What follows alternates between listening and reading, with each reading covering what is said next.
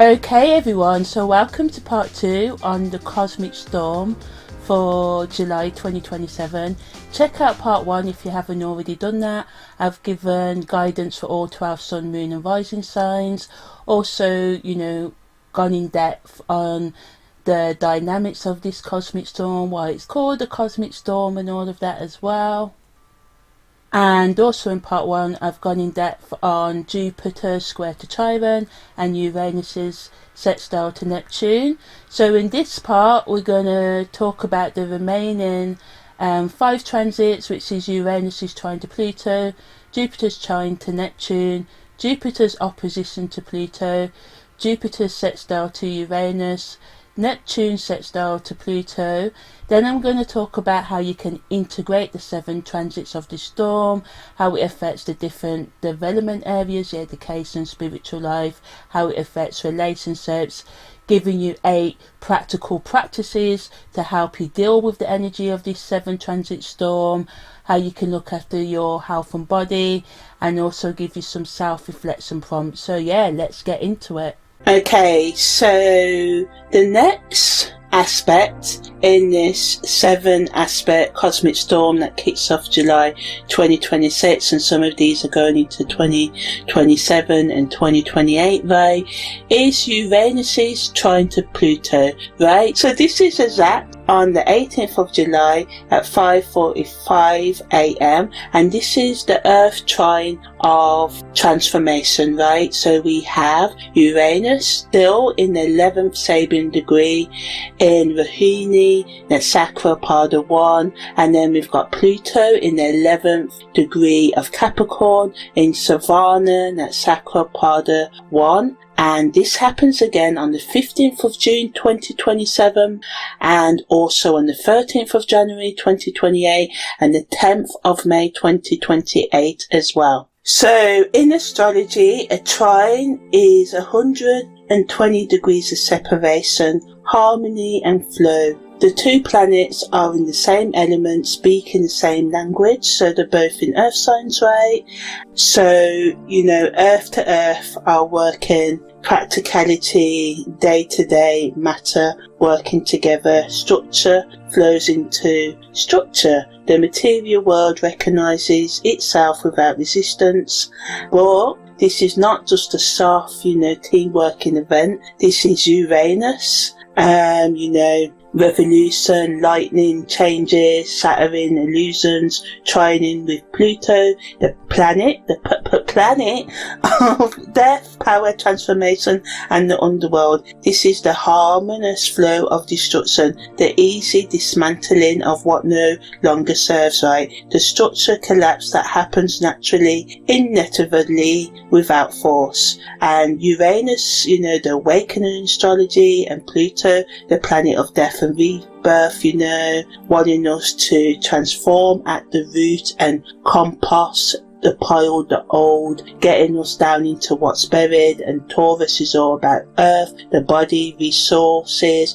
material, security, the garden, slow, persistent growth that can be touched and tasted, and Capricorn again is earth, rules institutions, governments, corporations, hierarchy, status, our public world, our career, time-tested structures and traditions and authority, what endures through governments and other systems that the world has had over time. So the trine asks, can revolutionary change flow harmlessly with the deep transformation of power structures, right? Can awakening in the body and the material world align naturally with the death and rebirth of systems, right? So we're seeing a lot of systems at the moment slowly dying, but we need to watch out that these new systems that we will put in place are just not, the same thing in, different clothing, the same structures, right?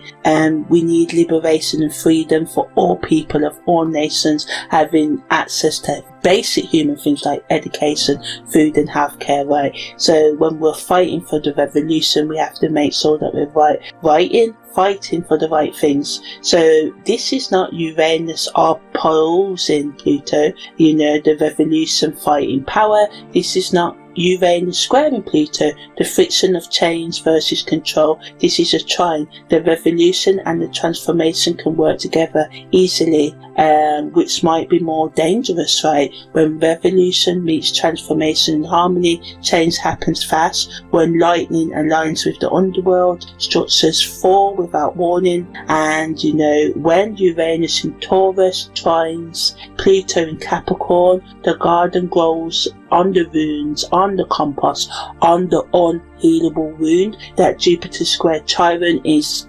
kicked off this month of this cosmic storm, wanting us to go down and build newness on the unhealable wound, right? And the ruins don't resist their composting and letting go. They allow the new things to be built, so we allow new routines to be built into our day-to-day life. So Uranus is still in Rahuni, Natsakra Pada 1, ruled by the moon, the deities, Prajapati, the creator, and it pulls us to creative manifestation, beauty, material abundance, desire as a generative force, and Pada 1 is sub-ruled by Mars, which is aggressive, creative, initiation energy, allowing us to to start new things, right? So again, it's about technology serving abundance, decentralizing energy and resources, and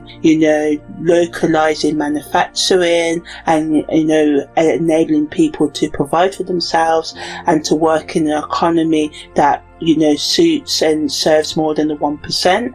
And the revolution is not in cyberspace, it's in our backyard, right? But the shadow is creation forced too fast, newness forced too fast, bypassing natural cycles, revolutionary abundance that takes away and depletes rather than regenerates and gives back. And Uranus impatient, meeting Rahuni's need for slow growth allows us to slowly change ourselves, the unhealable wounds, the conflicts we've got in our life, the self-destructive thoughts and habits that stop us from reaching our goals. So the gift of this energy is genuine creative revolution grounded in the earth, right? Innovation that works with nature's abundance, not against it. The lightning that awakens the garden without burning it, right? So Pluto in Savannah is also ruled by the moon. The deity of this Natsakra and Pada 1 is Vishnu, the preserver, the Natsakra of listening, deep receptivity, give and take, hearing, divine wisdom, preserving through true understanding. The ear is the symbol, learning is the game, right? And the 3 footprints of Vishnu are measuring the 3 worlds, mind, body and soul, right? So Pada 1 is sub-ruled by the Mars Navasa, right? So again, we've got that initiating energy, the warrior who serves by listening deeply and acting decisively, going ahead on our plans, right, on our day-to-day changes. Pluto here is death, letting go through deep listening, right? Being fiercely receptive to change, transformation by actually hearing what's being said, not numbing yourself to your inner voices, but learning to understand them, work with them, and work with that unhealable wound, right? The power that comes from receiving truth without defense. The underworld is accessed by listening to what's being silenced. Savannah is preservation, but Pluto transforms, so preserving through death, composting to save, listening to what needs to die so the essence can be maintained. The corporation, the business that dissolves to preserve its mission. The relationship that aims to preserve its love. The government that fails to preserve democracy, and the shadow is listening without acting, receptivity that never transforms, hearing truth but never understanding it, or composting it, or letting go of what needs to die, So, it's all about going ahead on them and making progress on those unhealable wounds, right? Destroying, before truly understanding what was worth preserving is a shadow. So thinking about you walk out of that relationship, walk out of that job, let go of whatever it is you're going to let go of, right? To make sure it really does need to be let go of. The gift is transformation, guided by deep vision, death that serves life, power that listens first, then acts, the underworld, wisdom brought up through the ear. So the trine working together is, Uranus in Rahuni Pada 1, Trine in Pluto and Savannah Pada 1 as well, transformational listening and preservation, meeting revolutionary creative manifestation. So the revolution, Uranus creates new material forms, so starting new things, allowing us to start new things, build new careers, learn a new skill, let go of what we need to let go of, flowing easily with the transformation. Pluto that preserves essence through death. So we keep the experience, we keep the lessons, we let go, but we don't forget, right? A lot of the time we forget things, and this is why we repeat the past, right? So it's the innovation that builds collaborations naturally, clearing space for newness. So practically it changes how we create and grow and allows it to align harmlessly with necessary endings and power transformations. So the garden you're building grows on the compass of what's died, what you're letting go of. The innovation, the new rises from the ruins of the unhealable wounds, right? This is not a tear it all down and start over. That would be an opposition of square energy. This is what's dying can feed what's being born. The transformation and the creation are one movement. The farmer who composts last year's growth to feed this year's garden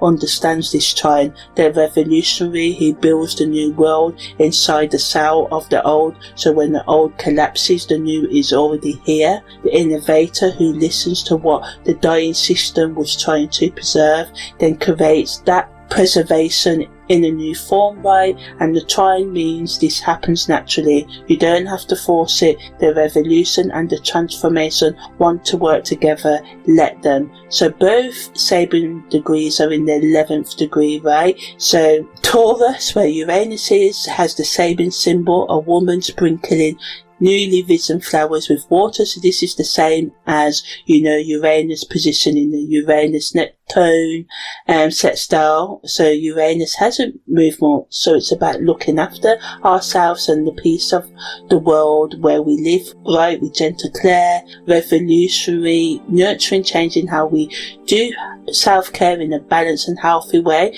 Not like, while I'm, going to take all these drugs and I'm looking after myself, healthy self-care. I'm going to sit down with myself and think about what I need to do to solve my addictions and stuff like that. So allowing the lightning with the wisdom to water softly, allowing yourself to take in new knowledge or to use the knowledge you already have and practice it so it turns into wisdom. So Uranus in this degree is awakening, applied gently to what's beginning, and the change maker who knows new growth is fragile, so you have to look after it and not flood it, right? And Pluto's in the 11th degree of Capricorn, which has the Sabin symbology, a large group of pheasants, a large group of birds, and the key word is abundance. So many birds, large group, collective of game species, hunted, beautiful prey, natural abundance, the many together. So Pluto in this degree reminds us of death, of lack, consciousness, scarcity, consciousness,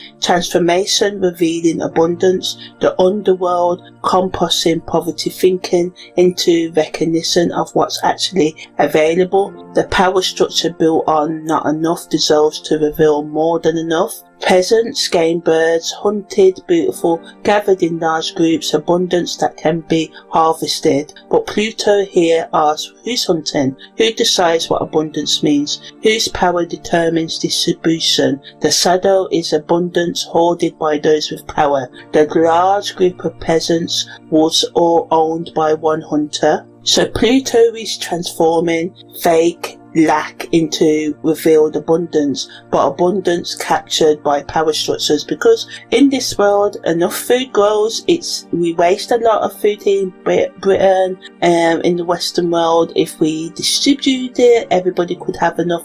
If all the wealth is distributed, there would be no poverty, right? So it's about transforming this fake lack of scarcity. Of course, it's very real in terms of we're not saving resources, so there's people that are dying from diseases in certain countries, but in other countries they don't die and stuff like that. So the gift of this energy is recognizing genuine abundance and reorganizing it, and recognizing that we can share it, and the death of hoarding things that should be shared. Healthcare should be given to us, it shouldn't be something we have to pay for. The transformation from mine to ours, the large group of peasants, showing there's enough. The power structure that kept us competing for crumbs dissolves, and we see the table was full all along. So this energy of Uranus is trying to Pluto wants us to use it in our individual lives to reclaim our power, to become more empowered, to walk with the wounds. The wounds are there now, they're not going to go. Yes, we can manage them,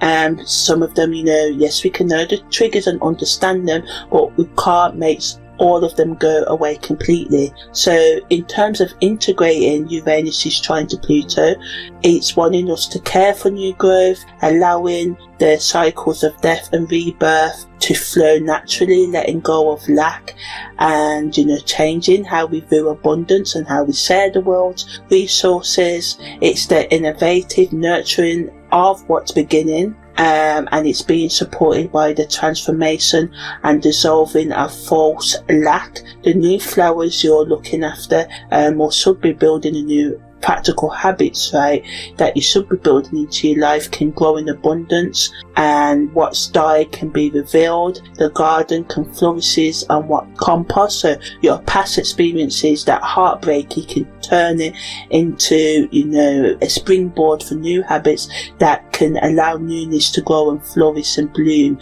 and be abundant. This is the homesteader growing food on land reclaimed from industrial agriculture, the community garden that was planted where the abandoned building fell, the abundance emerging from the ruins of lack economy. The Trine says this flows naturally. The new growth, Uranus, right, is fed by the decomposed power structures, Pluto energy. The revolution is empowered by the death of the old guard, the old way. Caring for self and others, the earth and the seas, reveals abundance, right? You don't have to force these to work together. They want to work. Uranus is trying to Pluto, right? So it's reminding us of the very fact that, if we use the world's resources in the right way and our own resources in the right way, allowing our shadow and light to work together rather than saying, locking away the shadow, not dealing with it and trying to bring out the light, but,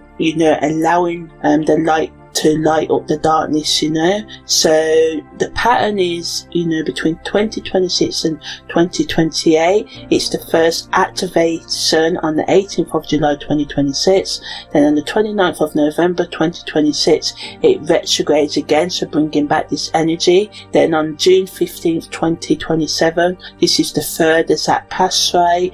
And then in January the 3rd 2028, this is the fourth pass, and then on May the 10th 2028, this is the fifth pass, right? So this is 5 as that passes over the next 3 years. This is not a moment, this is a 3-year revolution. So in July and November 2026, the Trine activates. Revolutionary material changes begin harmonizing with transformational power changes. So what needs to die starts dying naturally, and we're seeing a lot of death. And of course, this is not to be blasé, real human lives are being lost here, but we're seeing a lot of resistance, and we need to keep on with that resistance so we can bring a new, fair, equal world into existence, starting with taking care of what needs to be taken care of on the individual level, looking after our emotional, psychological, spiritual, financial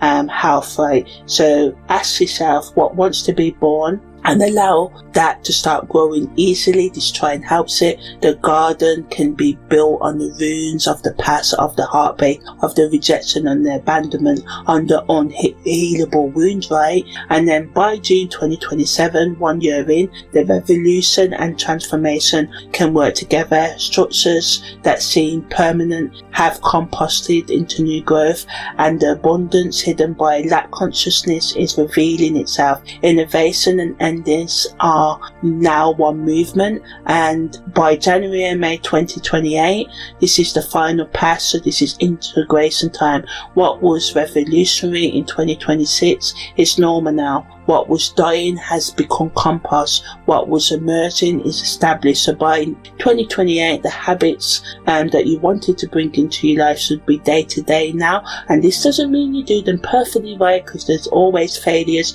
but it's about getting back up. After every fall, you have to bring new into your life. So the new flowers are no longer newly risen, they're starting to grow, right? So by May 2028, when Uranus Pluto's trine completes its teaching, right, you will not remember how radical the changes felt in 2026, because they will have become a day-to-day reality for you now, because the trine and that Pluto and Uranus are making, right? The trine makes the transformation easy, natural, inevitable, and that's both the gift and the danger of this aspect, right? Because revolutionary transformation flows so harmlessly, you might not notice it's already done, right? So it's important to, keep track of the positive changes you're making in your life and give yourself the praise for the changes that you are doing, right? Okay, so the fourth aspect of this cosmic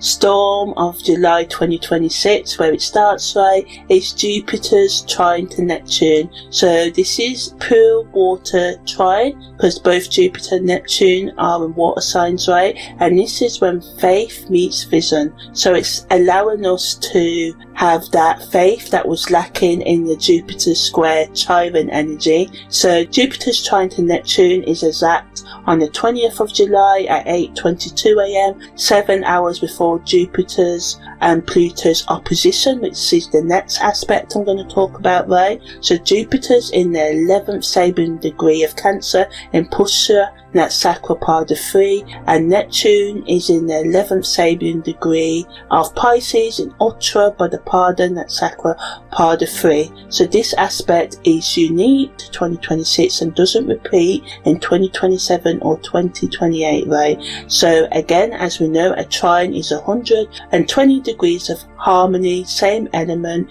natural flow, and water trines mean emotion flows into emotion, faith into vision, compassion into transcendence, right? So Jupiter is in Cancer and Neptune's in Pisces. So both planets are in their traditional domicile, the signs they rule. In ancient astrology, Jupiter rules Pisces. It's still the esoteric ruler of Pisces, although Neptune rules it on the extratoric and modern astrology. Cancer is where Jupiter is exalted. It's good here, right?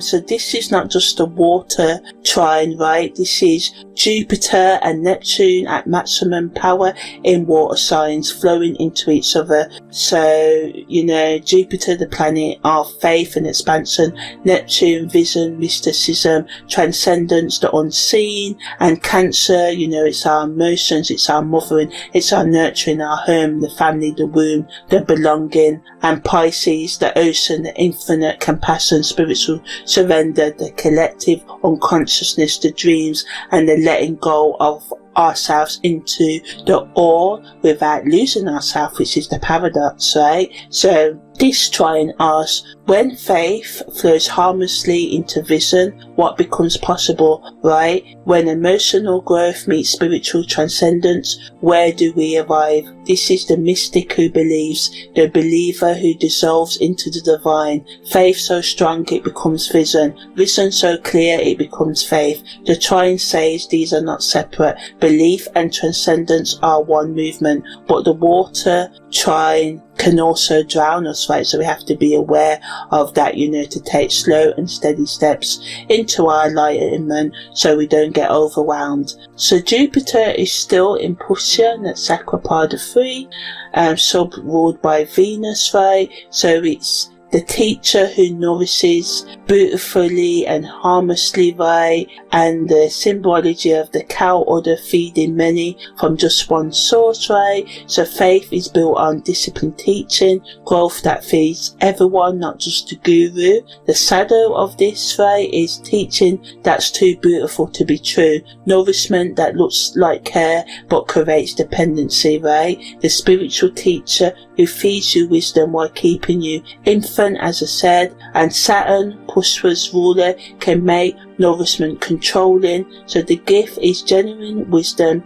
transmission, guidance that empowers, disciplined, enlightenment and teaching. The breast that feeds until the child can eat on their own, then teaches the child to grow food, to stand on its own feet, right? So this energy is allowing us to come into our own and to grow into who we're meant to be. And Neptune in Uttarabhadra, that's Sakra 3, the dragon at the ocean floor, the completion of transformation, ruled by the Venus, Libra and Vasa, bringing the depths into relationship, making the profound shareable and understandable, right, allowing us to understand the deep, right, without getting lost in the ocean. So again, allowing us to access the profound depths and integrating what we learn into our relationship, especially the relationship we should be having with ourselves, allowing beauty to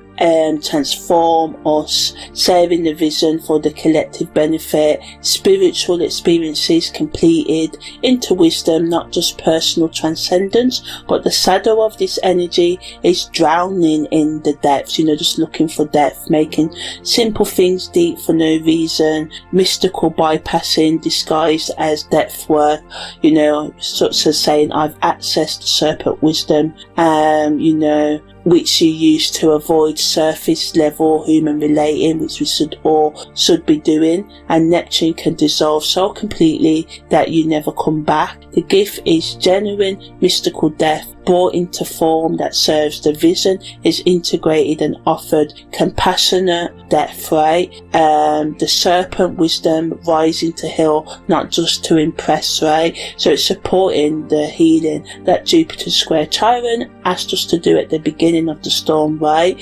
So the teaching of this trine is the teacher who feeds wisdom, allowing the mystic to bring it back to share with others. Faith built on disciplined teaching, harmonizing with vision, access from the depth side. The guru, the spiritual teacher, teaching in the way that allows the student to become the guru and create others gurus, rather than just becoming dependent or getting rid of the guru, and realizing that we're all eternal students.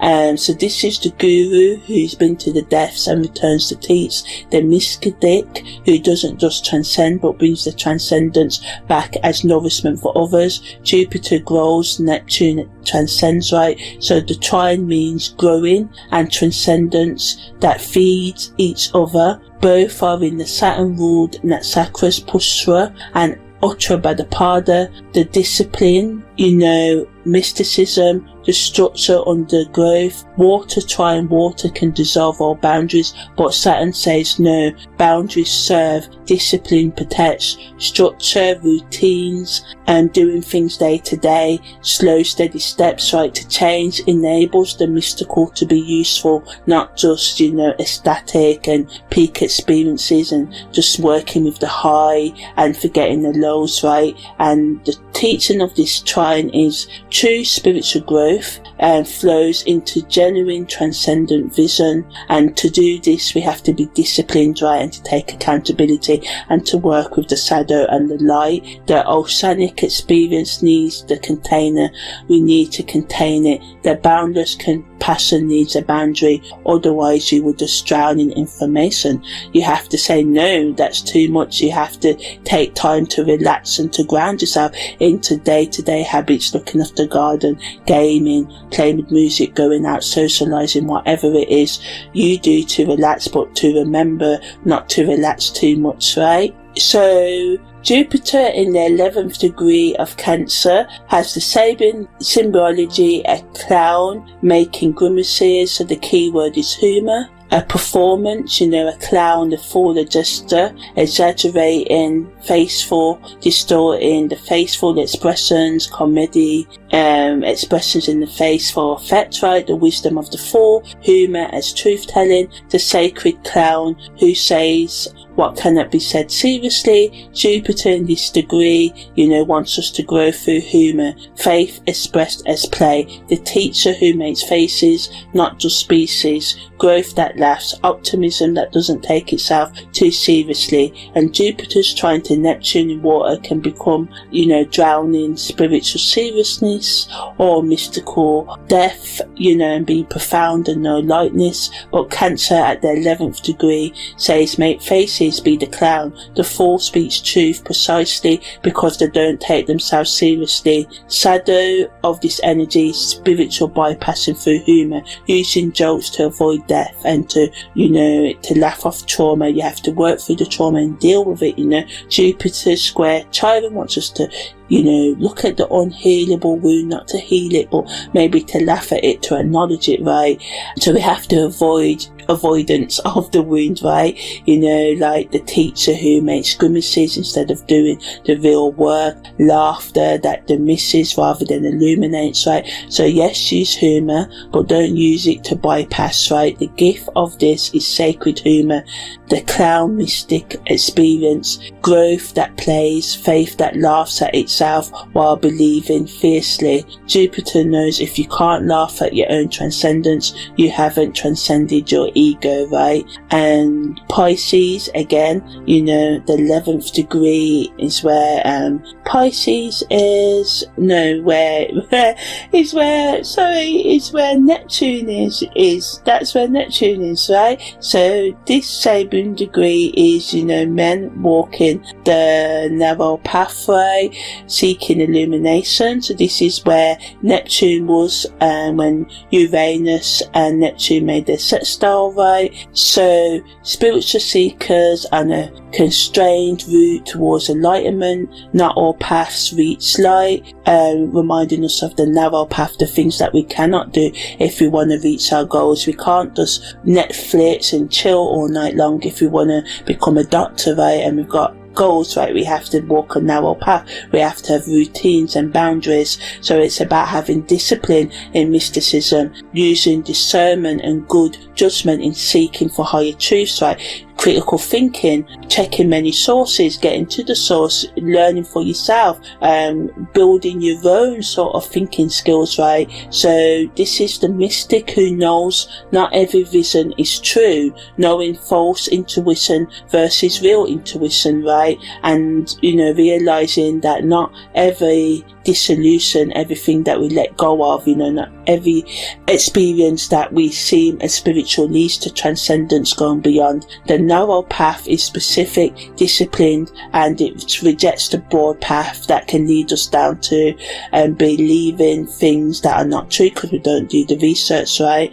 So this energy, gives us easy roads for the difficult roads that will eventually arrive, knowing that sometimes things are easy, some things that are hard, but we have to try and flow and take that time out and nurture ourselves and forgive ourselves than before, right? So to integrate this energy, sacred humour, allowing the Jupiter energy to flow naturally with the discipline seeking, which is Neptune, the teacher who plays and works easily with the mystic who walks the narrow path, right? And allowing ourselves to grow through harmony and laughter and to have vision with discipline. This is the spiritual teaching that doesn't drown in seriousness. The mystic path walked with humour, the clown and the monk, right? The fool and the guru. Jupiter, Trine, Neptune says, go deep, transcend. But don't forget to make faces. Don't take your enlightenment so seriously that you stop being human, right? And this is something I've had to learn on my path. It's very important to do silly things to allow yourself the room to be human, right? As you expand yourself spiritually. So the narrow path needs the sacred clown. Spiritual discipline without human becomes rigidness, seriousness, Mystical seeking without play becomes dogma, but the clown walking the narrow path, that's wisdom. So practically, Jupiter's Trine to Neptune allows our faith to grow, and it asks us, can we allow our faith to grow while flowing naturally into our spiritual vision, teaching us how to nourish ourselves on the mystical path, using humour to serve the transcendence as we work through our psychological, emotional and spiritual traumas, as we play the clown and the fool, as we seek enlightenment, allowing ourselves to make grimaces, to make silly faces and to be silly. The Trine says spiritual depth and playful growth are not opposites, they feed each other. The mystic benefits from the fool's wisdom,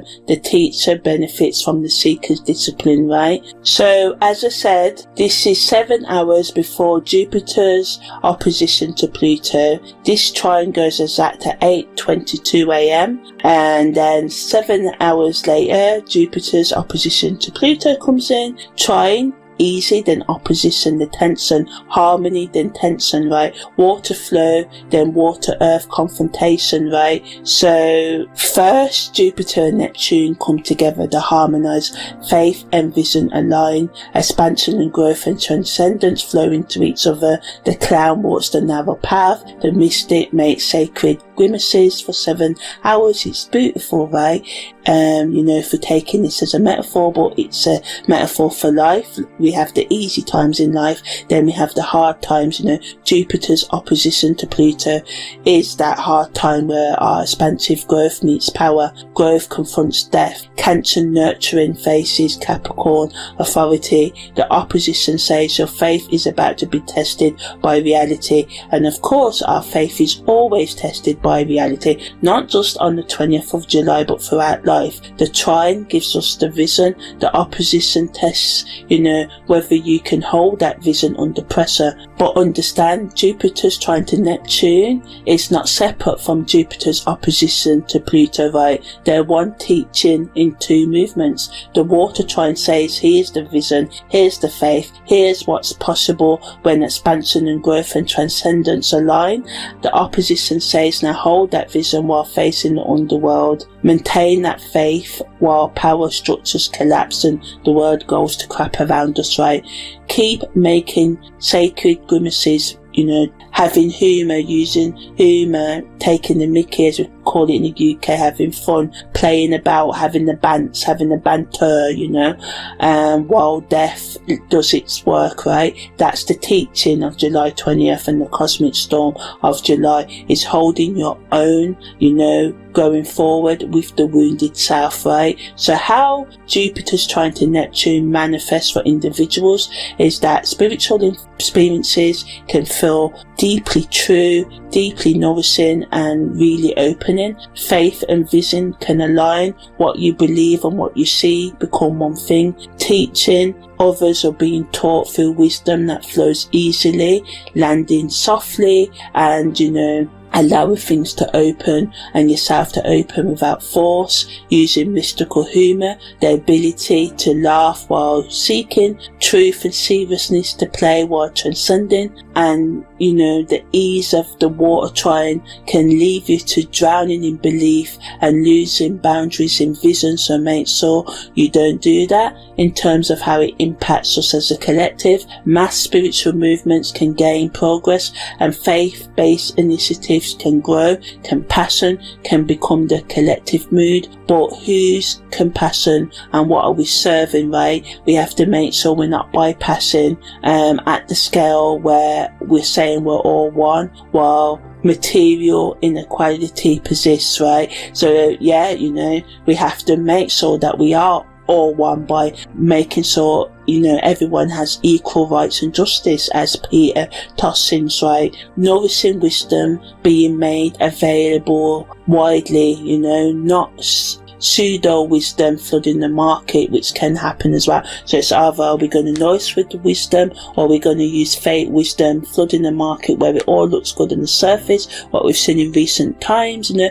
if we from 2012 to now, we should have had this mass collective awakening, but things are just going worse. And so in that, yeah, we may all have spiritual language in our, you know, in our repertoire now, taking accountability, my higher self, you know, working with emotions and all that jargon we use, but we're not actually showing that love and compassion. It's not practical, it's not a reality yet, and yet we know what to do, but we're not practicing. So it's about practicing what we preach. And the clown mystics rising, spiritual teachers who refuse seriousness, sacred comedians, laughing prophets, and the gift of this energy is genuine spiritual growth that nourishes rather than inflates, faith that, you know, opens into vision, teaching that feeds, humour that heals, the shadow of this energy, spiritual inflation, boundless compassion with no boundaries, untested faith, you know,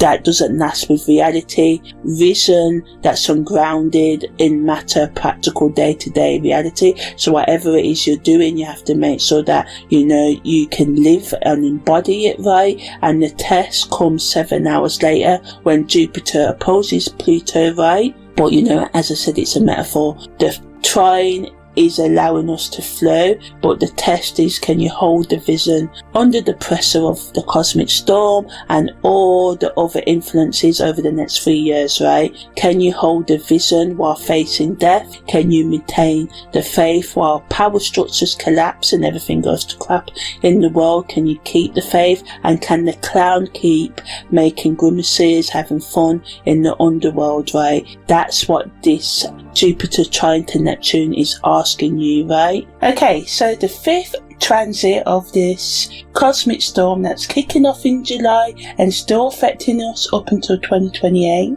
is Jupiter's opposition to Pluto. So this is when growth confronts death. So it's, you know, supporting the work that the first transit, Jupiter square Chiron, is asking us to do in July, which is to, you know, learn to live with the unhealable wound and accept it and accept ourselves, right?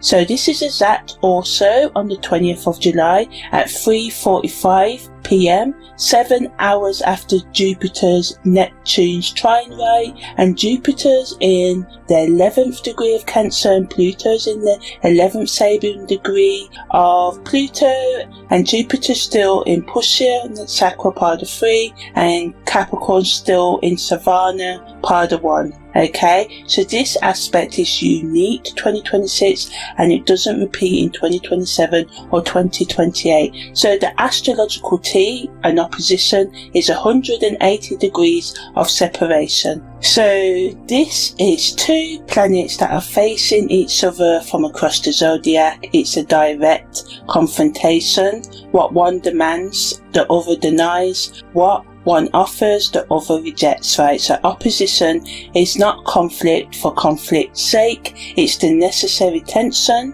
between two truths that cannot coexist without negotiation, right? So, you know, Jupiter is the planet of growth, faith and optimism, making meaning out of life and the principle that believes in abundance. And Pluto is the planet of death, power, transformation, you know, no more, and and no less, and the principle that knows to transform. Something must die, we must let go of something, right?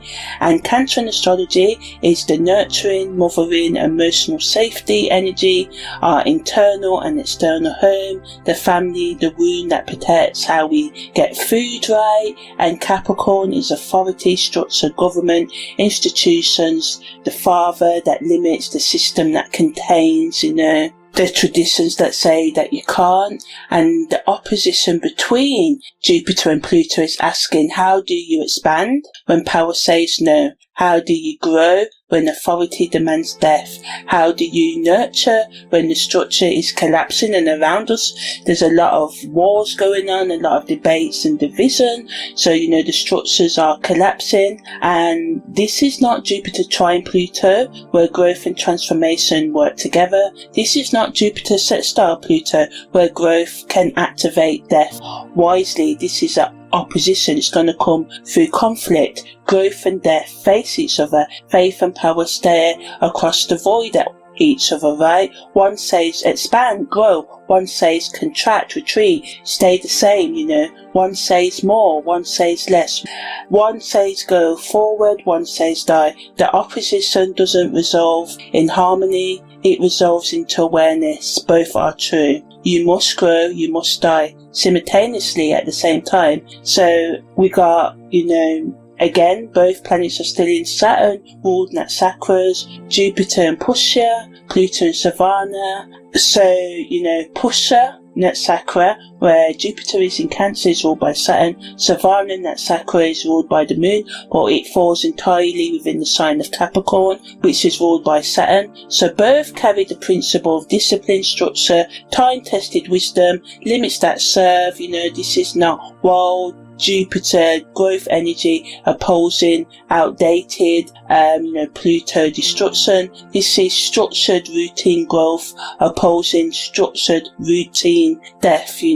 Discipline and growth opposing discipline transformation. Saturn ruling both sides of the opposition means this is not chaos, this is necessary, and necessary death and necessary letting go. The opposition serves a larger order. The confrontation is built into the design, and Jupiter in Pusha, part of 3, nourishing, nurturing, the teaching is made beautiful, and the breast that feeds, the teacher that nurtures, the growth, through care and understanding. But Jupiter in Cancer can overnourish, overfeed too much, protect too much, mother so completely, the child never becomes an individual or comes into their own self-expression, right?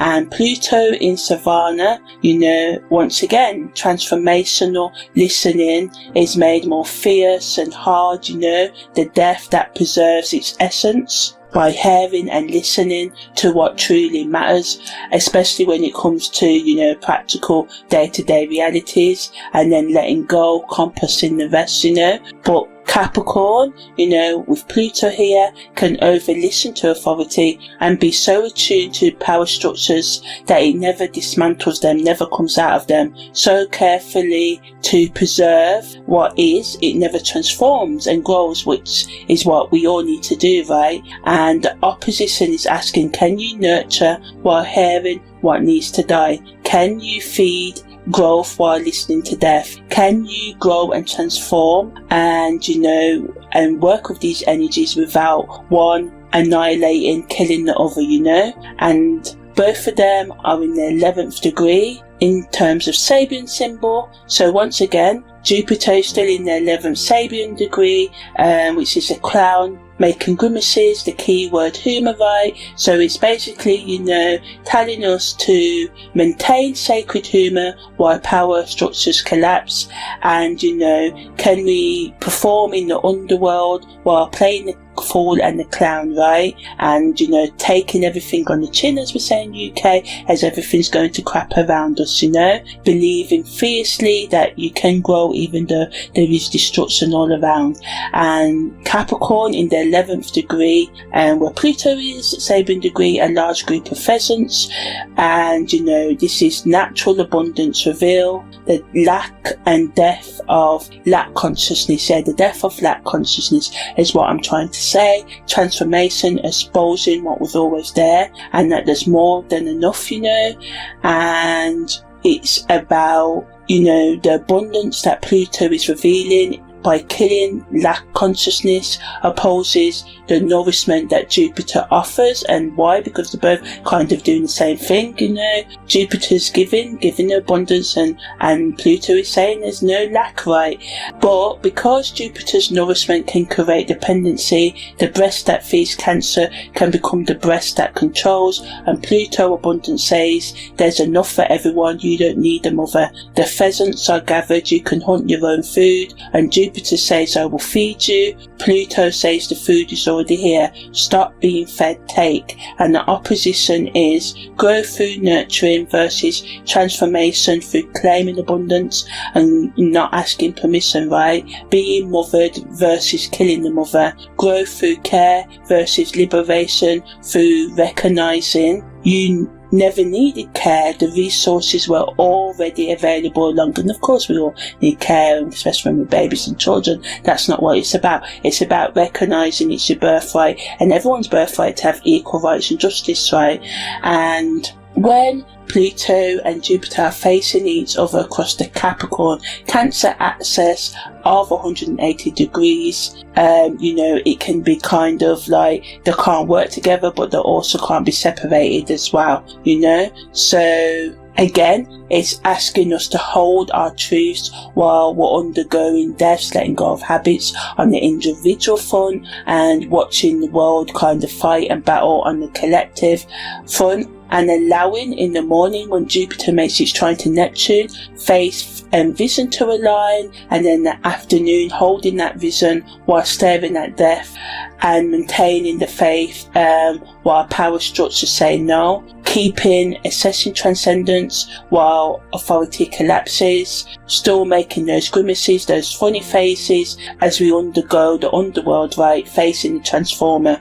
And this is a spiritual test. Can you hold a vision while confronting reality? Can faith survive the opposition with power? Every mystic who accesses genuine transcendence eventually faces the opposition. The vision is real and the world's power structures will resist. Both are true. Every teacher who's nourished real growth eventually meets this confrontation. The students need feeding, and feeding them too long makes them dependent. Both are true. Every act of genuine growth eventually opposes a transformation that requires contraction, for us to let go. You cannot only grow. At some point, growth must face death. Something must be given up, something must die for expansion and growth to continue. And the opposition asks, what are you willing to sacrifice for your growth? What must die for your faith to become real? The vision, in the morning was free. The embodiment, Jupiter's opposition to Pluto cross, we have to let go,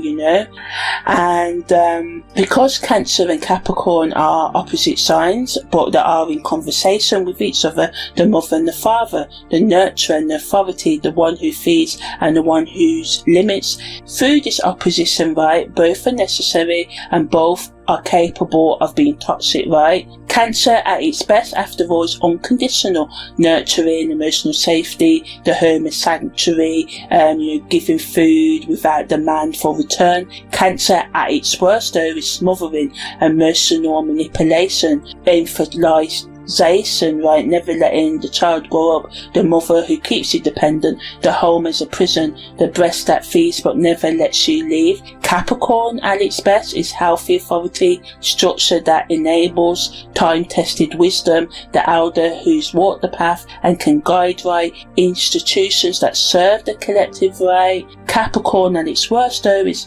authoritarian control, rigid inflexibility, and we're seeing a lot of that across the world right now. Systems that cross individuality, the father who demands obedience, institutions that exist to only allow themselves to continue, power for power's sake, right? And Jupiter in Cancer opposes Pluto in Capricorn. The best and the worst of the mother faces the best and the worst of the father. And we're seeing this play out with the wars. And I'm not mentioning any specific global events on purpose, but there is a lot of conflict going on right now, and a lot of leaders and presidents asserting their power where it's not needed, right? But at the highest expression, Jupiter's opposition to Pluto wants us to nurture growth and, be empowered in our independence and transform authority, in a way that dismantles oppressive structures to reveal shared abundance.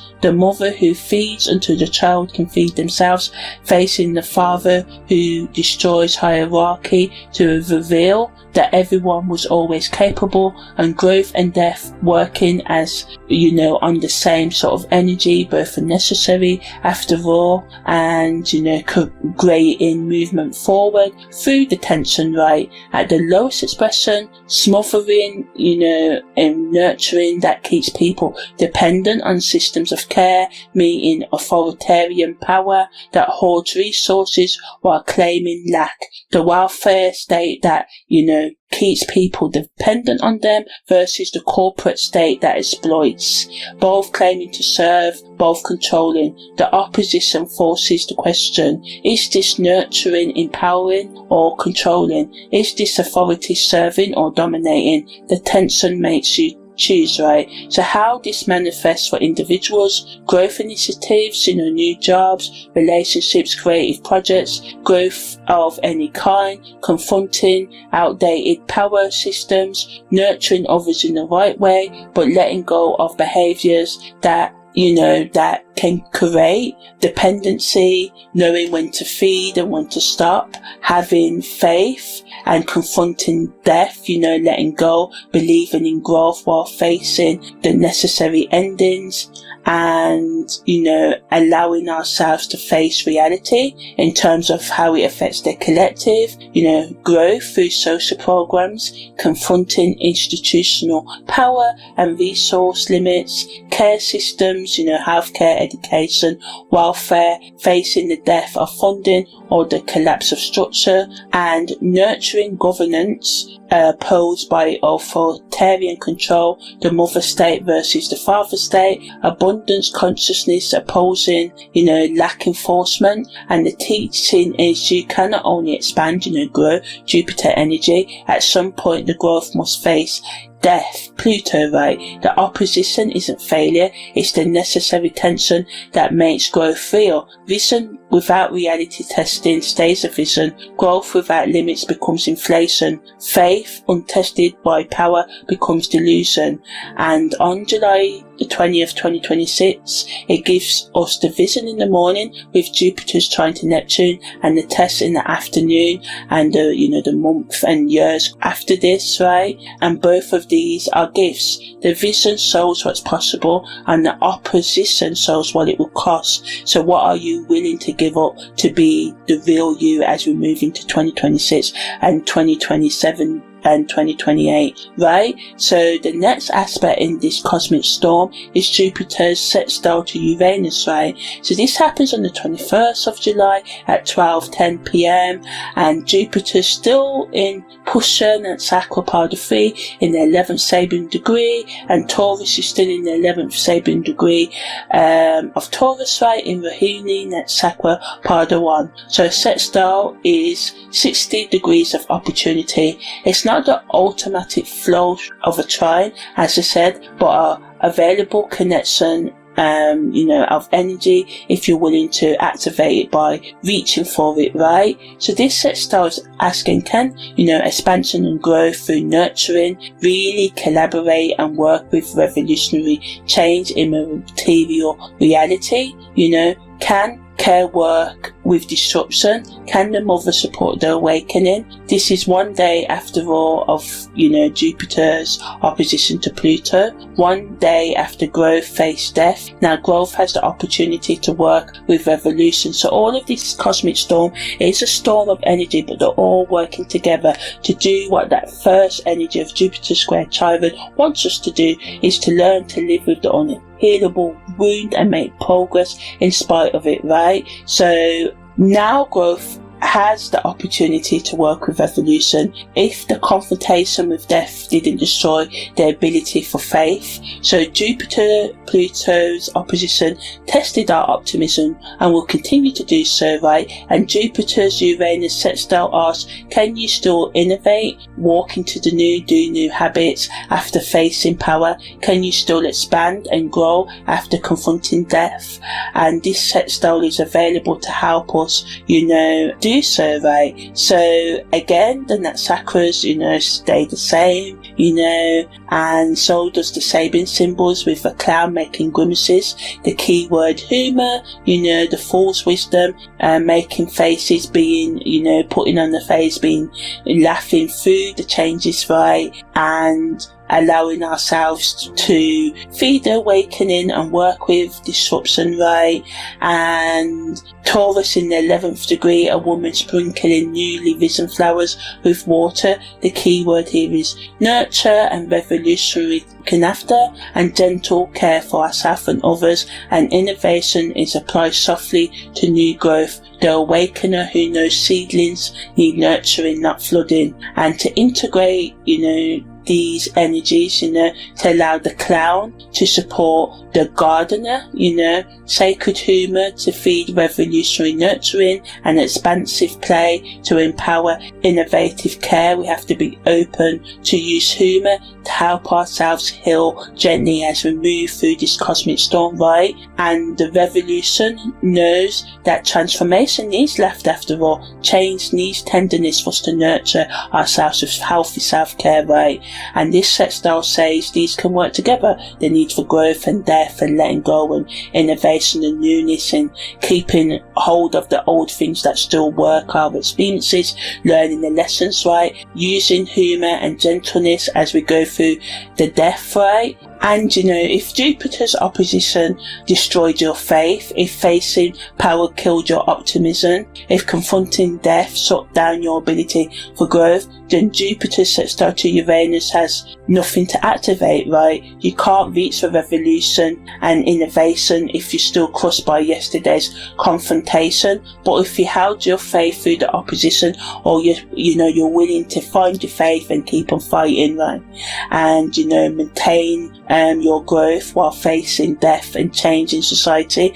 Technology changes, AI, lots of things going on, lots of new things, happening, right? So it's about holding that vision, right? And this sextile is the reward, allowing the growth to support our awakening and nurturing ourselves, providing that nurturing to feed your revolution, right? And it can, activate innovative change, support your plans to align yourself on the psychological, emotional, spiritual, financial levels. So emotional, psychological, spiritual, physical, financial levels. Yeah, that's it. So ultimately, if you survive the test, you can expand your ability to support newness in your life, right? So how this manifests for individuals, if you held your faith, it gives you an opportunity to innovate, to change, supports your ability to nurture and teach and support revolutionary changes that you are making, or just withstand the ones that are happening in the collective, right? It allows us to make radical choices and it supports our awakening and having sacred humour, enabling gentle change, right? Laughing while watering newly risen flowers, and the clown gardener teaching through play while looking after the need for change and revolution, right? Collectively, you know, it allows us to work with innovative technologies rather than be afraid of them, and support changes in how we distribute the world's wealth and, you know, systems, and how we use power in the world. It supports us to care more and have more decentralized abundance, you know, giving to the many rather than the few, and, you know, changes in our healthcare system and social programs that empower rather than control, and enable changes in these systems rather than enforcing dependency. And it collectively gives us energy to have faith and supports a collective grounded reality-based awakening, right? So ultimately, Jupiter's sextile to Uranus is your opportunity to let growth serve innovation, to let care feed your awakening, to let faith empower your revolution. But you have to have faith left or be willing to find it, right? So, you know, use this energy to sustain you. And the final aspect of the cosmic storm is Neptune sextile to Pluto, which has been ongoing now for quite a while, you know, and it's going to keep on going on for quite a while. It's a generational aspect, right? So it's also the start of the magic triangle, what I mentioned earlier, and which I'm going to do another in-depth audio about, right? So the first of that in terms of you know, going forth from July 2026 is on the 25th of July. It's exact at 6:48 a.m. Then again, it's exact at 2:43 a.m. on the 16th of September. And Neptune's in Uttara Pada 2, and Capricorn's in Uttara Ashadra Natsakra Pada 4. And they're both in the 10th Sabian degree. And this aspect is exact again in 2027, and in June the 29th, October the 16th, and also June the 9th, 2028. And it's going to keep on going for a few years as well. It's already been going for quite a while. I think even I was born with Neptune sextile Pluto, so it's an ongoing one, but it's part of the cosmic storm. So that astrological T of Neptune sextile Pluto, the mystic and the transformer in an opportunity aspect, right? Vision and death in working together. So again, you know, this aspect is allowing us to face the death that's going to be happening and continue to happen for the next 5, 10, 15 years, if not the rest of all of our lifetimes. So anyway, this aspect is not just about Neptune and Pluto, it's about the triangle that's happening, where Uranus and they're basically going to be moving all of them, Uranus, Neptune, Pluto, through their 8th, I believe, to the 16th degree of their signs. Right now, Uranus is in the 10th degree, Neptune in the 9th, and Pluto in the 9th degree, which rounds up to the 10th Sabian degree, right? So these three outer planets form a grand trine in Earth and water. Uranus in Taurus, Earth trines Pluto in Capricorn, Earth. Neptune in Pisces, which is the midpoint of this magic triangle, sextiles both, right? So the triangle is Earth trine as the base, right, and water sextiling each point, right. So as I said earlier, this forms once in a century, and the last time these three planets aligned in this pattern was, well, never in modern astrology. So this is new, right? So on July 25th, when Neptune and Pluto make their first exact sextile at 9 degrees Pisces and 9 degrees Capricorn in terms of this year, right, the triangle reaches its first peak, not the only peak. As I said, it repeats throughout, you know, 2027 and 2028, but this is the first exact alignment. Well, it happened in 2025, but we're talking about 2026 onwards in this video. So anyway, or podcast, however you're listening to this. So the sextile between Neptune and Pluto asks, can vision work with transformation? Can the mystic work with death? So that's the theme. You know, all of these aspects, this cosmic storm is asking us, can our transcendence, can our spiritual awareness, can our changing the way we deal with our emotional, psychological and spiritual, physical and financial, health, serve, power changes. The triangle asks when revolutionary material change is happening in our day-to-day world, right? And mystical spiritual vision is awakening with Neptune in Pisces, and the transformational power of death align what becomes possible. What can you do? What are you willing to do, right? So Uttarapada is ruled by Saturn, and the deity is Aya Bandhana, serpent of the deep, as I said, and this takes us down to profound mystical depths. The dragon at the ocean floor, the kundalini that's dormant within us, the psychic power that's awakened to transform us and be transformed into something that we use, right? So Pada 2 is sub-ruled by Mercury, Virgo Namvasa, after all, so it brings the analytical thinking, the logical, and precision to the mystical depth of everything, right? And this is the mystic who analyzes the vision, right? The oceanic experience that can be articulated, transcendence that's made systematic, and going deep spiritually with good judgment. And usually, Neptune dissolves precision, but Uttarapada, Pada 2 says no, the mystical needs the analytical, the logical, right? The vision requires good judgment, discernment. Not all depths and spiritual truths are true, not all spiritual things are true, So the serpent wisdom must be questioned, verified and tested, and the shadow is over-analyzing mystical experience until it dies.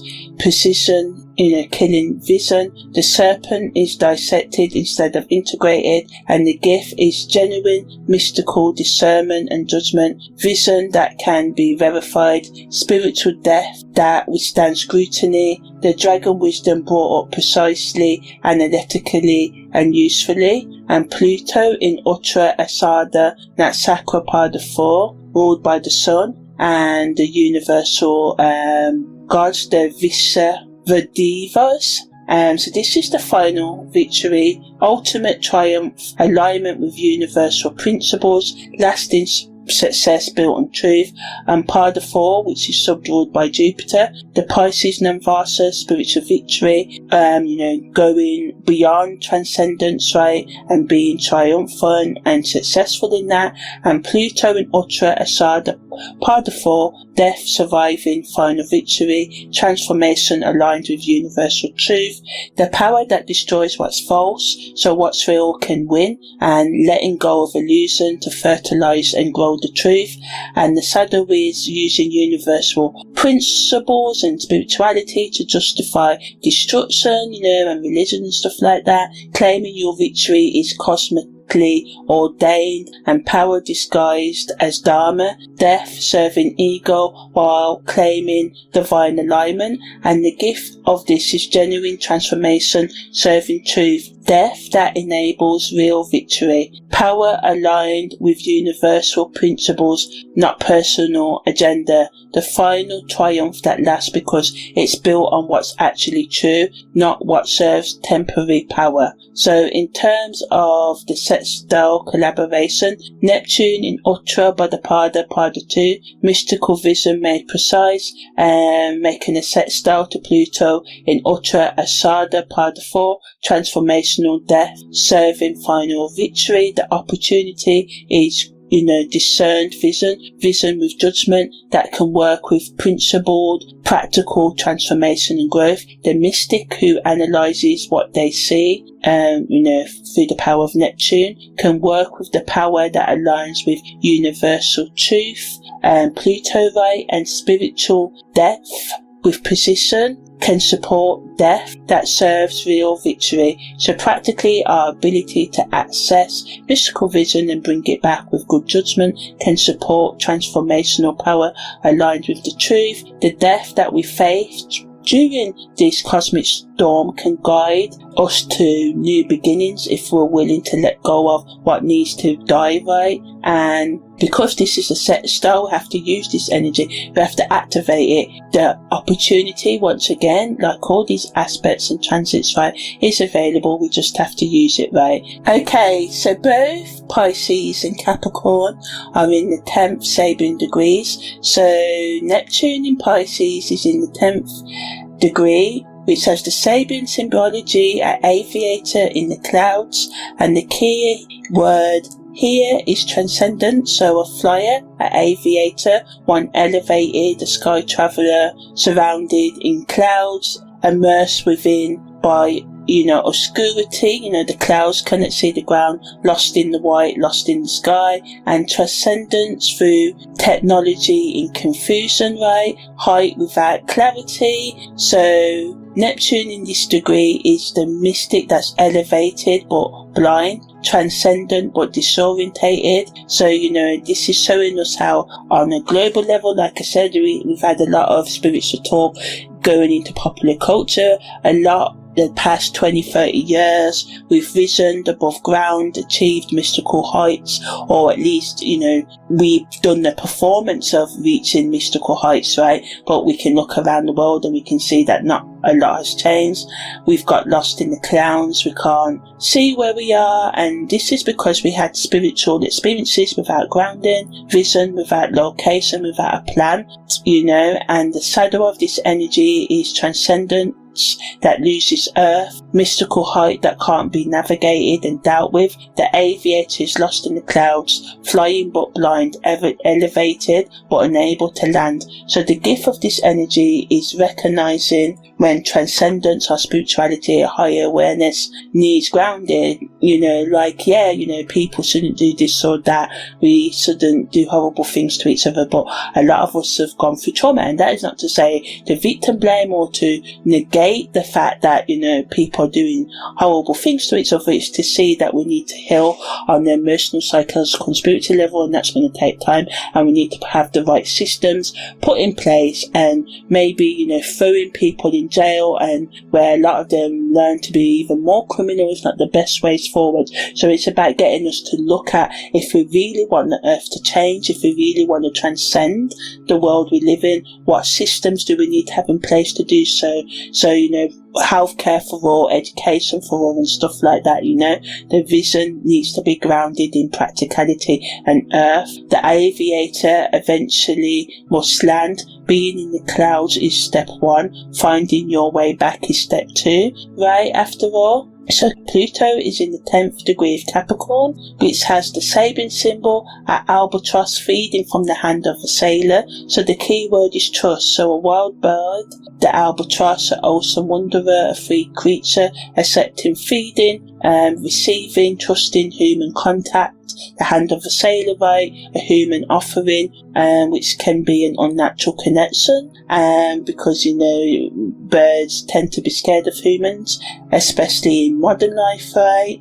So wild is trusting civilization. So Pluto in this degree is the death of separation between the wild and the civilized, transformation, enabling trust across boundaries. So it's allowing us to mingle with people from different cultures, understanding that they may have different beliefs, skin tones, whatever than us, but we'll all have similarities in learning to trust what's different, right? And to trust change as well. This is the power that brings the untamed into relationship with structure. The albatross naturally separate, choosing connection. The shadow is domesticating the world, taming what should be free. The albatross fed by sailors, forgetting how to hunt, trust becoming dependency, right? Or hunting too much, killing too much wildlife.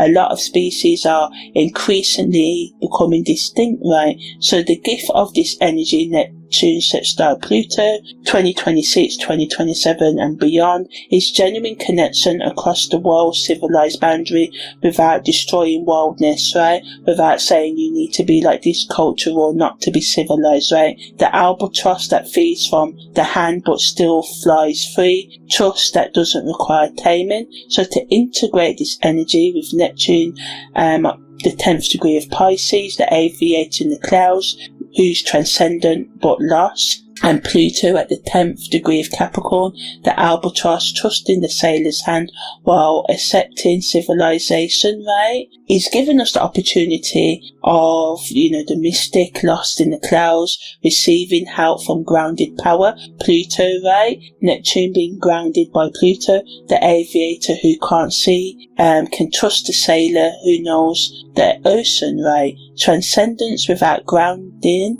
can accept support from transformation that bridges world and civilized, right? So practically, when our spiritual vision leaves us disorientated and confused, transformational power can guide us back to earth, when transcendence loses ground and the death of separation can bring connection. The mystic in the clouds can trust the hand offering food, right? So we've got earth and water working together, so spiritual and groundedness, material and spiritual working together. So earlier I said it's about allowing all sides of our personality to work together, and Taurus energy in general and earth energy at its highest ebb in terms of spirituality is practically using spiritual insight, right? And the albatross may forget to fly in the Sado expression. The aviator may never land. Spiritual vision might stay lost, trust might become dependency. Neptune in the clouds might refuse Earth, and Pluto's offered hand might tame the world too much. So the Sextile says the opportunity is there. The mystic can be guided home. The world can accept help without losing freedom, but we have to activate and use this energy. We have to reach from the clouds towards the hand. We have to bring those spiritual visions in a grounded way. So, if you go through a spiritual awakening, been through one, it's about how can we use these grand spiritual visions of love, compassion, empathy, forgiveness practically, and feeding the human need, not what we want humanity to be. Of course, yes, that's the vision, but how can we work with the humanity that we've got now and put systems in place to help nurture people in the right way so they make the right decisions and we have a better earth for all of us, right? We have to trust the connection while maintaining our nature and working with nature, and we have to reach from the clouds towards the hand, right? We have to be open to change, working with things like AI and all the other technological advances in the safe way, not getting rid of the human, because we don't want that to happen either. We want to keep the humanity and stuff, but we also want to integrate how we can do what Uranus in Taurus wants us to do, which is to change the way we use money, wealth and power, and how we look after nature and how we look after new growth and new life, and how we're going to look after the changes and implement the changes we want to see in society. And Neptune in Pisces, what gives us that mystical vision with analytical precision, the aviator in the clouds, seeking ground, right, working with the earth, and Pluto in Capricorn, providing that earth, that groundedness, allowing power to align with truth, and allowing the world to trust civilization, and civilization to trust the world. Yes, the world looks like crap right now, we're all a lot of infighting, but we can take that and hear each other out and try and meet the needs of everybody's involved, rather than one side saying my way is the right way, finding the middle ground that can benefit all, right? And this once in a century configuration, which Neptune sextile Pluto is part of, allows the material revolution Uranus to ground the spiritual vision Neptune through the transformational death of separations. So seeing that we're all connected, yes, there are many differences, but yet there are many similarities as well. The mystic lost in the clouds, Neptune energy, can land in the garden Uranus by trusting the hand of power aligned with truth, which is Pluto, right? And the revolutionary person who wants new growth can be guided by good judgment and vision, and empowered by principled transformation. The death that bridges world and civilized, Pluto energy can serve the material awakening informed by mystic clarity Neptune. This is not three separate aspects. This is one, triangular teaching. spiritual vision needs material grounding through the transformational death of force separations, right? The aviator needs the garden, the clouds need the earth, the mystic needs the revolutionary, the vision needs innovation, the transcendent needs the material, the earth, the practical, and all of it requires death. Death of the illusion that spirit and, matter, body, earth, practical day-to-day reality is separate. Death of the belief that vision and earth can't work together. Death of the separation between the world and civilized, the mystic and the builder, the clouds and the garden, the black and the white, the person who lives in the west and the person that lives in the east, right? The magic triangle says they're not separate, they never were. The separation was the illusion. Death is the transformation, letting go. The vision, the revolution, and the power can work together, but we have to activate it. We've got to work with the grand trines and the sextiles, and Jupiter square to Chiron, and Uranus is sextile to Neptune, and Uranus is trine to Pluto, and Jupiter's trine to Neptune, and Jupiter's opposition to Pluto, and Jupiter's sextile to Uranus, and Neptune's sextile to Pluto in this cosmic storm of July that continues into 2027 and 2028.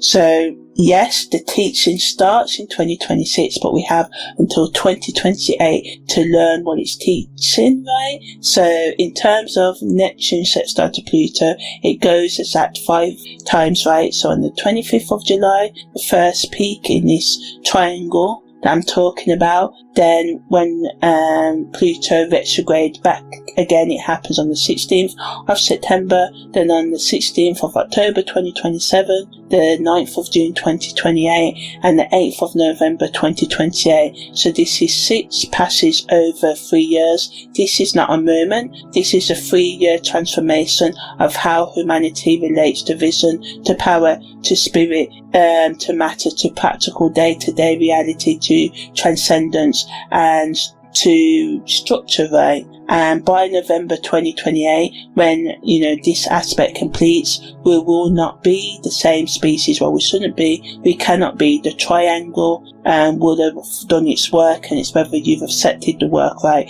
So to integrate this 7 transit storm, right, July 2026 is not 7 separate aspects. It's one teaching delivered in 7 moments and 7 energies, right? So Jupiter square to Chiron. On the 2nd of July, growth confronts the unhealable wound, expansion, and growth learns to work around what cannot be fixed to make progress through the pain, right? And Uranus sextile Neptune on July the 15th. It allows us to allow revolutionary change and practical day-to-day reality to work with the mystical vision. Uranus is trine to Pluto on July 18th, allows us to change how we use the world's resources and money and be innovative and transform how we use power and vision and allowing them to work together, letting go of what we need to let go of on the psychological, emotional, spiritual, physical and financial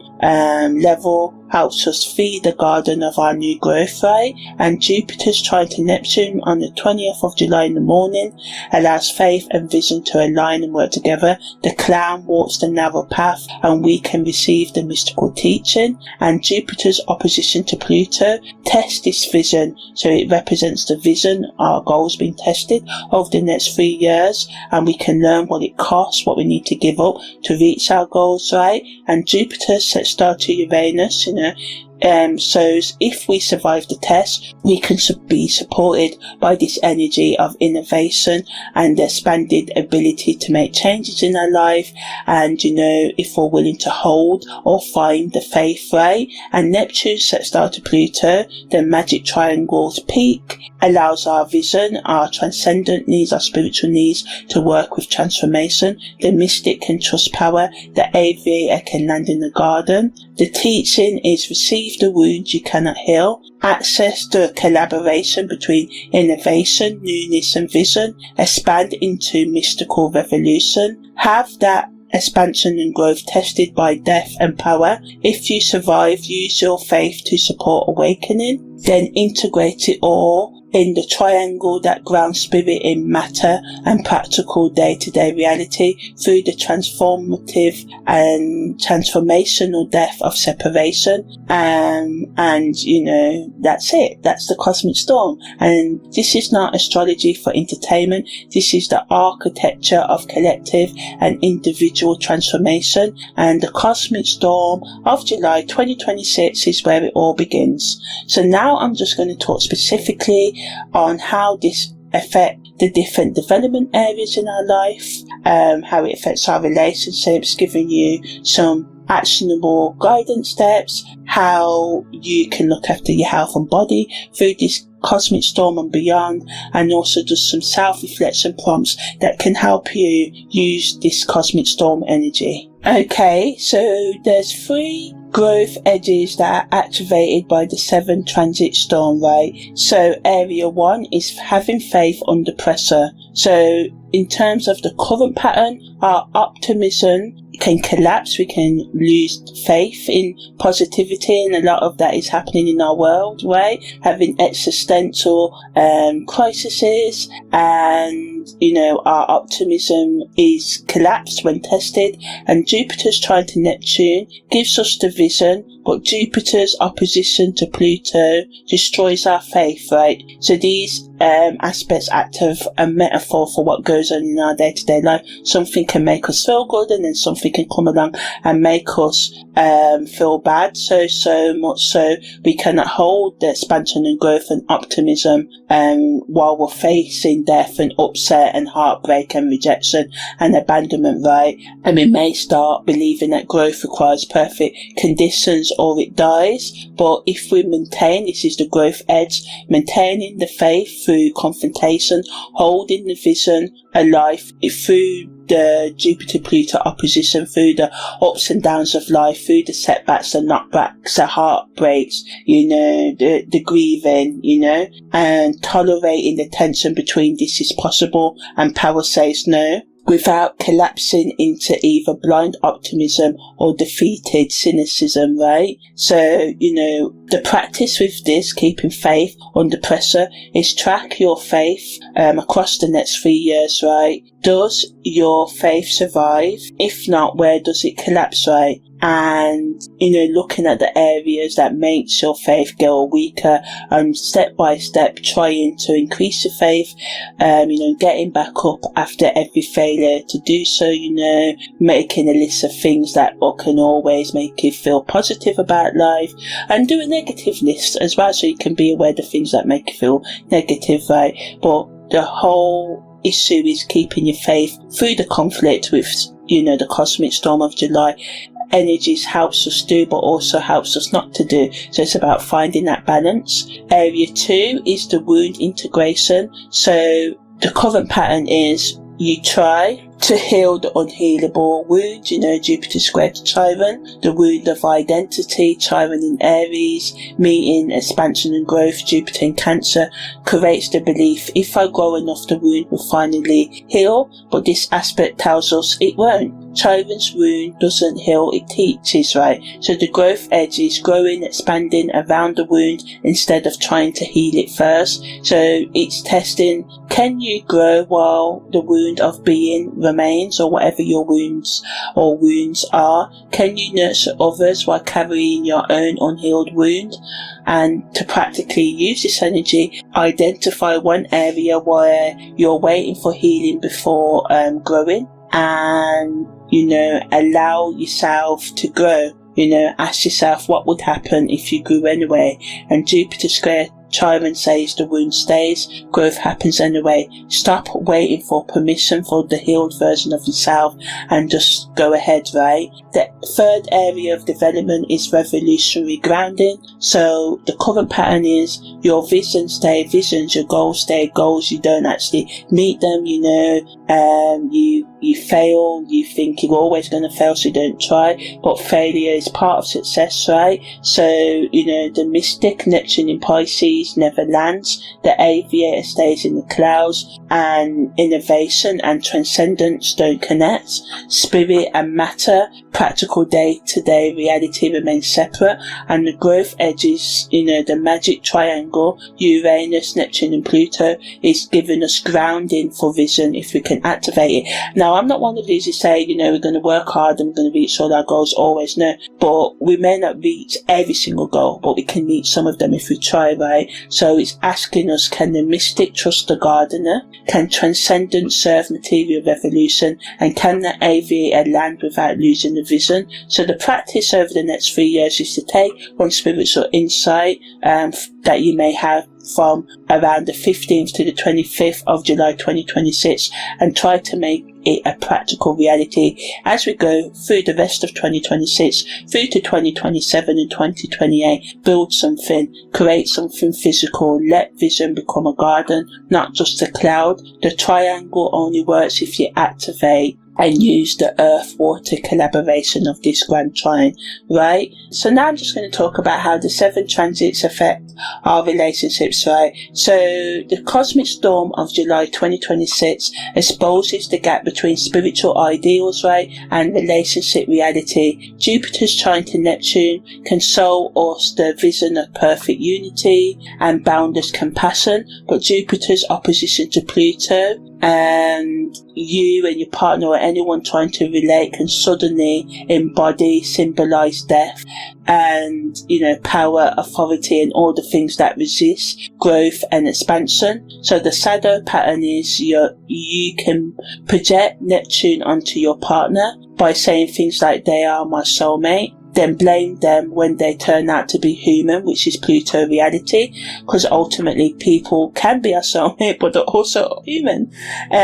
So this is why to put it so, I believe that we all need to become our own soulmate, and yeah, we may have other soulmates, people that we align with, but we have to be our own soulmate first and accept our own humanness while being our own soulmate. So we work with our external soulmate, we know that, being our own soulmate, that we have flaws, right? Or the shadow pattern is you can project your Pluto energy onto them by saying things like, they're controlling me. And this is not to limit, coercive control, and they could actually be controlling you, but sometimes this is not always the case, right?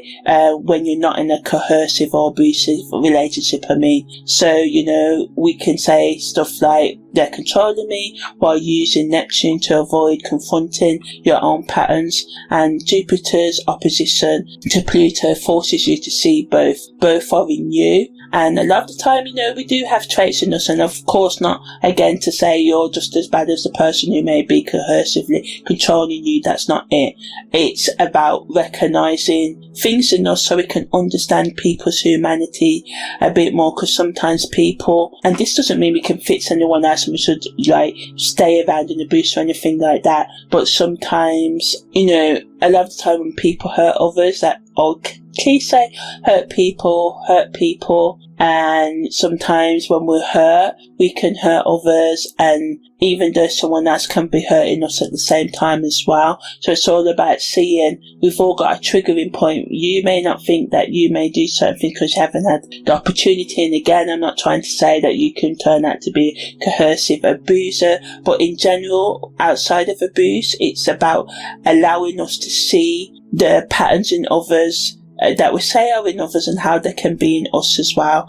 And as we accept those patterns in ourselves, we can accept them in others in a healthy way, and that means leaving your abuser, because no one in love is an abuse, right? So Jupiter square to Trine also activates the wound of belonging in a relationship, the wounds such as I don't deserve to exist, and Trine in Aries meets that I need emotional safety, which is the need of Jupiter in Cancer. And you may look for relationships that make you feel like you belong, but the wound predates the relationship. No partner can heal Trine or any other wounds, and expecting them to creates the cycle, idealize and disappoint and abandon cycle.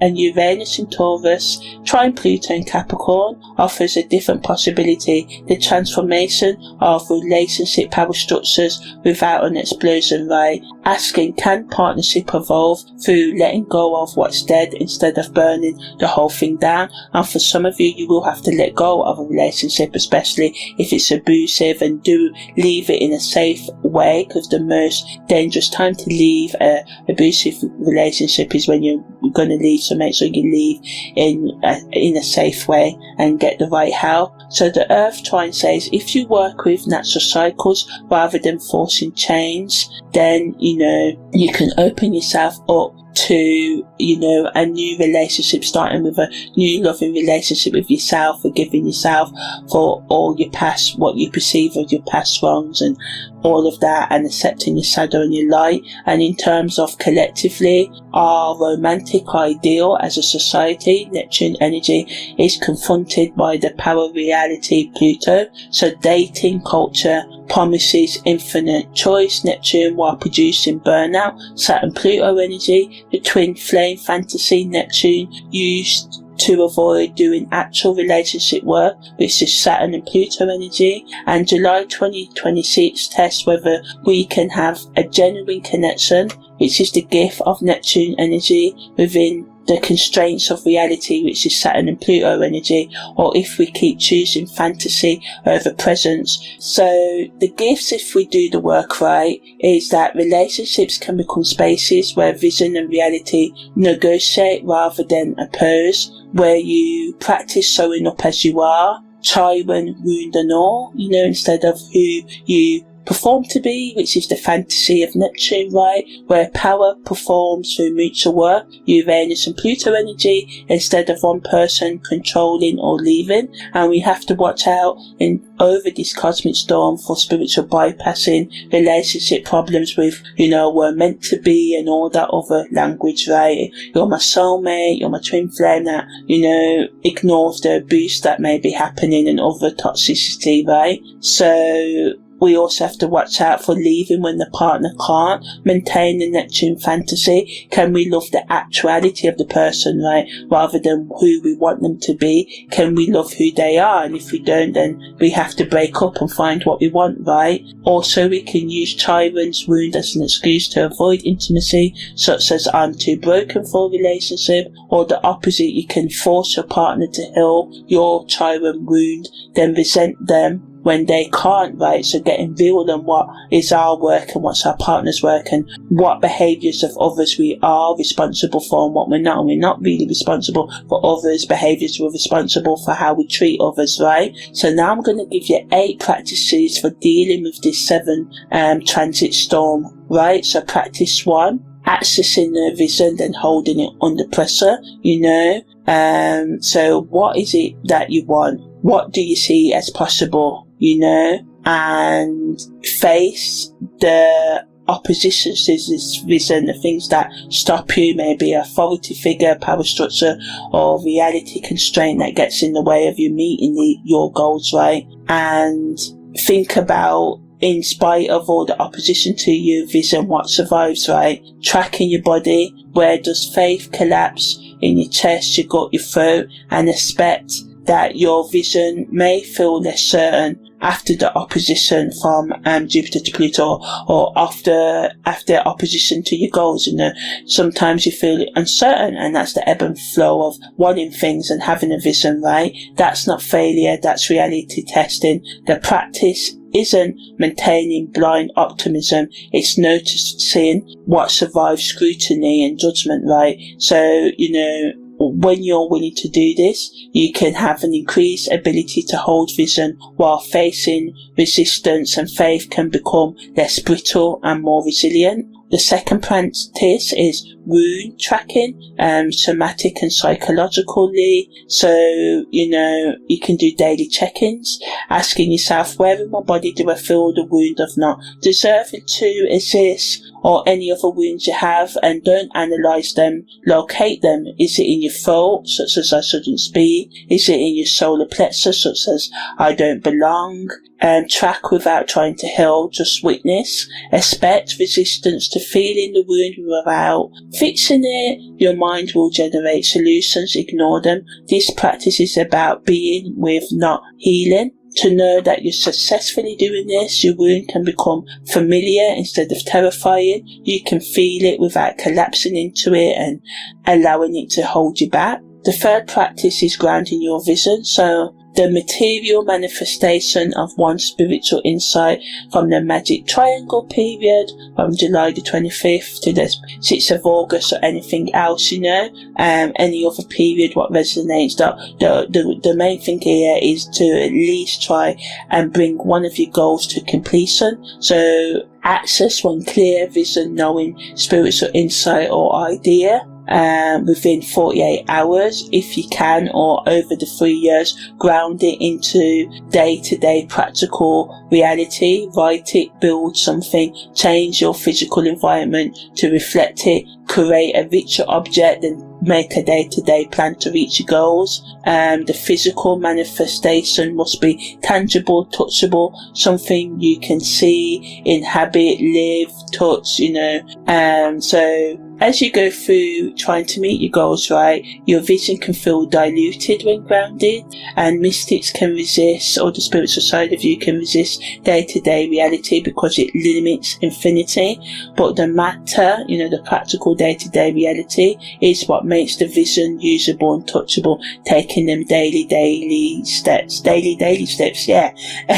So to know you've been good at this one, vision becomes actionable, not just inspiring. You can return to physical manifestation when the clouds confuse you. The fourth practice is resilience training in your faith, resilience training. So, you know, test your optimism against reality without collapsing into cynicism and, oh, I never do this and the world's crap and all of that thinking. So, you know, access your growth energy, you know, Jupiter energy. And when you feel optimistic, ask yourself, what reality opposes this? Don't wait for external opposition. Find it yourself and practice. I believe X is possible, paired with power structure Y that says no, because I am optimistic that if I work hard, I can reach my goals, or whatever it is you want to say, you know. Hold both, that yeah, power structure or external thing says no, but I believe it's possible if I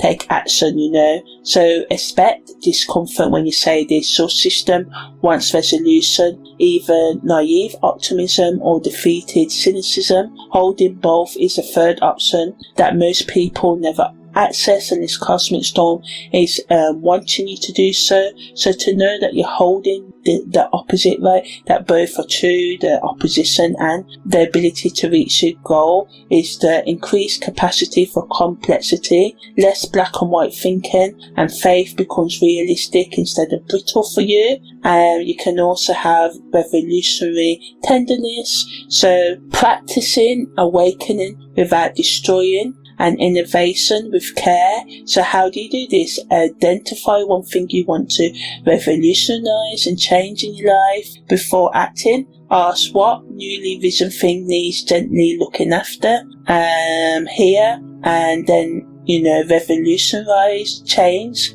Awakening that nurtures rather than burns out is the goal. So you can expect impatience as you gently and slowly bring these changes into your life. Uranus wants change now, and we often want change now, but Taurus wants slow growth. The practice is both. And to know you've been successful with this, you know, you will stick with your goals instead of giving up on them, and you will slowly meet your goals, getting back up after every failure to meet them. them, right? You can also do a relationship projection check, so you can do this weekly. Identify what you're projecting onto others versus what's actually theirs. So notice when someone makes you feel something, ask, is this quality actually in them, or am I projecting my Neptune, Pluto, Trine energy onto them? So Neptune can be a spiritual ideal you're projecting on them. Pluto, your power, your depth, letting go and threat energy, and Trine, the wound of resistance. And often most conflict is projection. So expect resistance to seeing your part, such as, no, they really are like that. That may be, often people are what we see they are,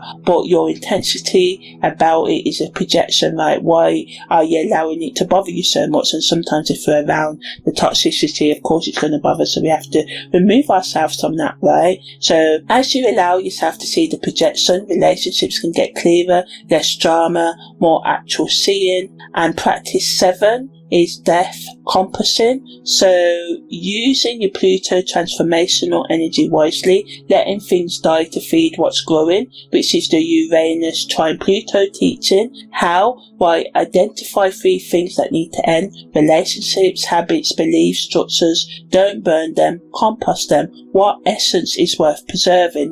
What experiences, what lessons can you keep, right? What teaching do they offer? Let form die while essence feeds the new growth. So yeah, let the relationship grow, but keep the experiences and lessons from it, for instance, right? So you can expect grief, even things that need to die and be let go of, deserve mourning. Composting isn't cold efficiency, it's honouring what was while letting it transform and letting what needs to be grow. So when you know you're doing that, endings can feel complete instead of violent, and you can have less regret and more integration. Okay, so the final practice is triangle activation. So consciously working with all 3 points of Uranus, Neptune, Pluto energy, right? So Uranus wants us to make one material, practical change in our day-to-day life. Neptune wants us to follow through on one spiritual practice or access a vision or goal and pull it into practice. Pluto, let one thing die. Let something that's toxic or what you need to let go of go, right? And expect, that integration will take time of all these practices. You won't see how all of these 3 energies, Uranus, Pluto and Neptune, connect immediately, but trust the energy, right? So how do you know you're doing that right? Well, your spirit and mind, body and soul, practical day-to-day reality stop feeling separate. Innovation serves transcendence and vision, grounds in earth, right? And death feeds life, and that's when you know that everything's going good. So in terms of looking after your health and body, the 7 transits of the cosmic storm impact your body before your mind. So Jupiter square to Trine often manifests as jaw tension from words not spoken about wounds, solar plexus constriction when expansion and growth meets the primal I shouldn't exist wound, shallow breathing when growth confronts the unhealable, and Uranus in Taurus affects sudden body awareness, unexplained physical awakening without warning, resource changes, appetite changes, sleep disruption, and stubborn physical symptoms that resist mental emotional fixing. The body knows before the mind does. And Neptune in Pisces can create boundary, dissolution, difficulty knowing where your body ends and others begin, psychic overwhelm, manifesting physically, absorbing others' pain as your own, exhaustion from floating, the aviator in the clouds, energy never landing to rest, so make sure you rest during this cosmic storm and beyond. And you may have issues with your feet and lymphatic systems as you refuse to ground, so look after your blood circulation and feet as well, with massages for the whole body as well. Pluto in Capricorn, we can feel it in our skeletal system, our teeth, our knees, our structural integrity is under transformative pressure, right, with the opposition between Jupiter and Pluto. So chronic conditions can reach crisis that forces systematic change, and authority over our own body can be reclaimed from external medical systems, and the water trine energy between Jupiter and Neptune can create emotional release through tears, sweat, floods, and boundary dissolution that requires a conscious re-establishment and transcendent states, access through the body, not escaping it. So meditation, breath awareness, all of that can help us in us being re-established with our breath and body systems, as we may have forgotten to, be so lost in the clouds, forgotten to look after our body. So our nervous system can have intensity, so looking after that, and also track our sleep disruption. And we can wake up during 3 to 4 a.m. during the exact times of all 7 transits. So write down any, ideas that come at these times if that happens to you. You can also experience gut responses, and these can be warnings as well. So the body doesn't lie, right? When the mind says I'm fine, the body tells the truth through sensations. So just pay attention to it, right? So now I'm just going to give you some self-reflection prompts to help you use this cosmic storm. So on the 2nd of July,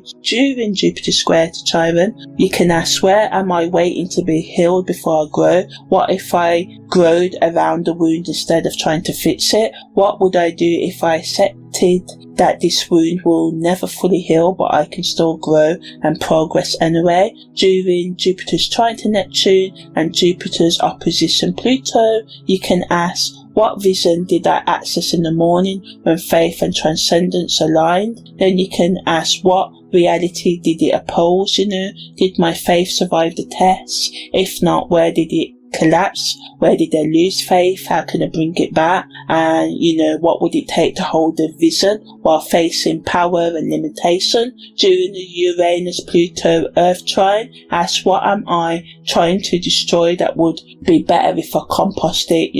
Learn from the experience better than burn it. Also ask yourself, what revolutionary change am I forcing that would work better through natural cycles? Where is innovation trying to happen through me? Am I looking after it gently, or am I bulldozing it? And how can I be more gentle with myself and others? During Neptune's Pluto magic triangle on the 25th of July, ask yourself, am I the aviator lost in the clouds, the gardener looking after the earth, or learning to be both? How is my spiritual practice grounding or failing to ground? And how can I bring more spirituality and ground myself in material reality? And what needs to die for the vision to land and be? And what day-to-day habits do I need to bring into my life to reach my goals?